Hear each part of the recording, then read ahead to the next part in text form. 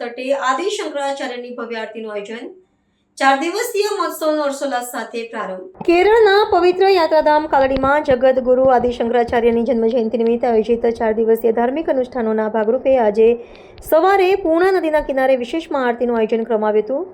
શ્રદ્ધાળુઓએ નદીના પવિત્ર જળનું પૂજન કરી રાષ્ટ્રની શાંતિ અને સમૃદ્ધિ માટે પ્રાર્થના કરી હતી।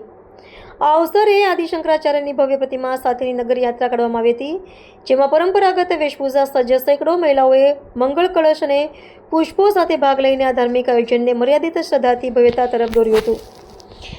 આ મહોત્સવના મહત્વનું વિશ્લેષણ કરતા જણાય છે કે કાલડી એ આદિ શંકરાચાર્યનું જન્મસ્થળ હોવાથી અહીં પ્રત્યેક વર્ષે યોજાતા ઉત્સવનું વિશેષ આધ્યાત્મિક મૂલ્ય છે।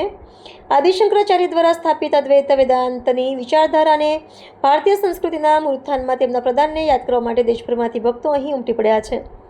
ખાસ કરીને મહિલાઓની વિશાળ ભાગીદારી દર્શાવે છે કે સામાજિક અને સાંસ્કૃતિક ચેતનાના જતનમાં સ્ત્રી શક્તિનો ફાળો અત્યંત મહત્વનો રહ્યો છે। આ ઉત્સવ માત્ર ધાર્મિક પ્રક્રિયા જ નહીં, પરંતુ ભારતીય તત્વજ્ઞાન અને એકતાના સંદેશને નવી પેઢી સુધી પહોંચાડવાનું માધ્યમ બન્યો છે।